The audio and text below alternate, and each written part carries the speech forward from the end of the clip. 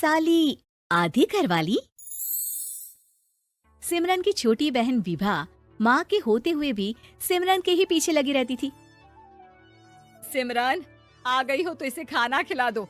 बोल रही है तुम जब तक नहीं खाओगी ये भी नहीं खाएगी। क्या है विभा, तुम खा लिया करो ना, मुझे ऑफिस से आने में देर हो जाती है। और कोई छोटी बच्ची तो हो नहीं तुम जो खाना भी नहीं खाती हो कि दीदी आएगी तो ही खाऊंगी। हाँ हाँ, छोटी बच्ची ही समझ लो। और एक बात, जब आपको पता है कि मैं आपके बिना नहीं खाती हूँ तो रोज रोज क्यों बोलती हो? अरे क्या है ये, दोनों बहनें कम माँ बेटी ज्यादा लगती हो। अरे दीदी की शादी हो जाएगी तब क्या करेगी बोल? जब होगी तब की तब देखेंगे। मैं तो दीदी के साथ ही रहूंगी हमेशा। दोनों की शादी ऐसे घर में कर देंगे जहाँ दो भाई हो। खैर, मामला आया गया हो जाता है। एक दिन सिमरन के पापा जब घर आते हैं।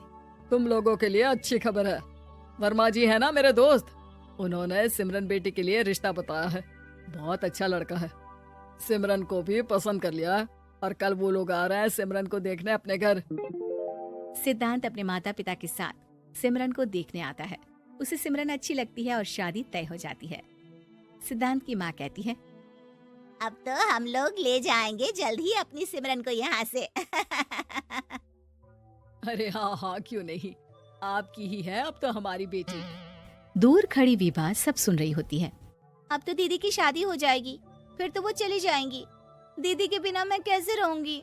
कुछ ना कुछ तो करना ही होगा जिससे दीदी की शादी ही ना हो। सभी के जाने के बाद क्या शादी के बाद दीदी हम लोगों के साथ नहीं रहेंगी? अरे नहीं तो फिर क्यों रहेगी, शादी हो जाएगी तो अपने घर चली जाएगी ना। तो मैं भी जाऊंगी उनके साथ, मेरा भी सामान पैक कर देना। अरे कैसे बात कर रही हो विभा, दीदी के ससुराल छोटी बहन नहीं जाती। हाँ, कभी कभी जाकर मिलाना और रोज फोन पर भी बात कर लेना, ठीक है? नहीं पापा, आप तो जानते हैं मैं दीदी के बिना खाना भी नहीं खाती, ना ही मुझे उनके बिना नींद आती है। सिमरन बहन की बात सुनकर इमोशनल हो जाती है। अगले दिन से विभा खाना खाना छोड़ देती है। लोगों के लाख समझाने के बाद भी विभा ना खाती है ना ही सोती है। अंत में हार मानकर सिमरन सिद्धांत से मिलती है।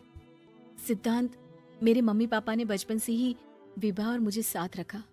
वो मुझसे बहुत जुड़ी है। मुझे उसकी टेंशन रहेगी शादी के बाद, क्योंकि वो मेरे बिना नहीं रह सकती है। अरे ये तो छोटी सी बात है, वो हम लोगों के साथ हमारे घर में रह सकती है। जब उसकी अकल आ जाएगी या वो समझ जाएगी कि तुम्हारा घर वो नहीं बल्कि ये है, तो हम उसे घर छोड़ाएंगे, ठीक है? सिमरन खुश हो जाती है क्योंकि वो यही चाहती थी। वो माँ पिता से बात कर लेती है।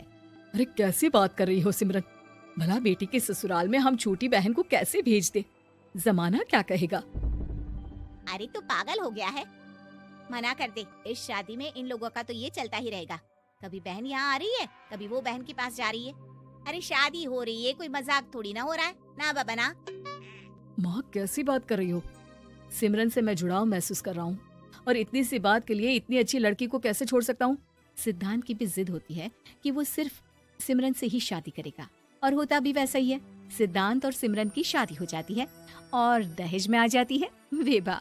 शादी के बाद बुआ सास कहती है, अरे माँ ना, साली आधी घर वाली होती है, लेकिन ये क्या, तुम तो उसे घर ही ले आए। तभी चाची कहती है, सिद्धांत को तो हम लोगों ने सीधा समझा था, लेकिन सबसे तेज तो यही निकला। अरे देखो कैसे दहेज तो नहीं लिया, लेकिन साली पर कब्जा कर लिया।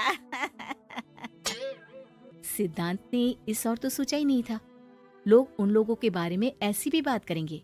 वो वहाँ से चला जाता है और चुपचाप अपने कमरे में लेट जाता है। क्या हुआ सिद्धांत, तुम अचानक से परेशान हो गए, कोई बात है क्या? अरे नहीं नहीं, वो थक गया था ना, शादी की सारी तैयारी और रस्मों के बीच, सोच रहा हूँ थोड़ा आराम कर लूं। हाँ ठीक है, आप लेट जाइए, मैं विभा का बेड लगा देती हूँ जमीन पर। क्या वो यहाँ सोएगी? हाँ, बताया तो था कि उसे नींद नहीं आती मेरे बिना, तो तुम आराम से लेटो ऊपर, हम लोग नीचे बिछा लेते हैं। अरे नहीं नहीं, तुम दोनों आराम से लेटो ऊपर, मैं माँ पापा के रूम में जा रहा हूँ। सिद्धांत वहाँ से दूसरे कमरे में चला जाता है, जहाँ सिद्धांत के पिता उससे कहते हैं, क्या बात है बेटा, तू उस कमरे में क्यों नहीं सो रहा? बहू से लड़ाई हो गई है क्या शादी के पहले दिन ही? अब नहीं पापा, वो दोनों बहनों को बात करनी थी और मुझे नींद आ रही है, तो मैं यहाँ सोने चला आया। अगले दिन सिद्धांत तैयार होकर ऑफिस जाता है। ऑफिस में लंच के वक्त दोस्त कहता है, क्या बात है सिद्धांत, इतना सारा खाना एक ही दिन में? हाँ यार, वो सिमरन को खाना बनाने का शौक है तो उसी ने बनाया है। यार हम लोगों की तो सिर्फ एक ही बीवी है, इसकी तो दो है ना। सिद्धांत को गुस्सा आ जाता है। कैसी बात कर रहा है तू? अरे तू तो भाग्यशाली है जो बीवी के साथ साथ साली भी आ गई। अरे साली लोगों की तो आधी घरवाली होती है, तुझे तो पूरी की पूरी मिल गई। सिद्धांत का पारा अब 7वें आसमान में पहुंच जाता है। वो खड़ा होकर उस लड़के से लड़ने लगता है। हाँ, मेरी शादी में मेरी बीवी के साथ मेरी साली भी आई है, ये सच है, लेकिन सिर्फ कुछ समय के लिए, क्योंकि उसने सिमरन को बचपन से ही माँ की तरह देखा और यूं अचानक वो सिमरन से अलग नहीं रह सकती थी। इसलिए सोचो, अगर मेरी बीवी उसके लिए माँ का स्थान रखती है तो मेरा दर्जा क्या हुआ? तभी वहाँ बॉस आ जाता है। माफ करना सिद्धांत, यहाँ इस मेंटल लेवल के लोग हैं।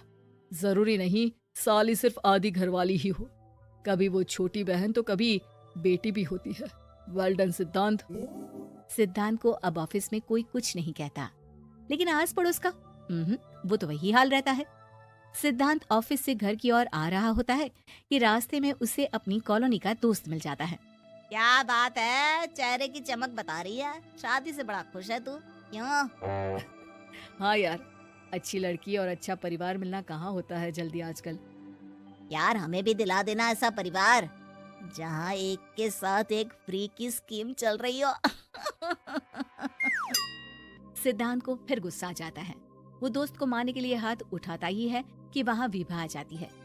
अरे जीजू, रहने दीजिए ना, ये लोग नहीं समझेंगे कि इंसानियत क्या होती है। ये सच है कि दीदी से कैसे दूर रहना, ये मुझे पता नहीं था।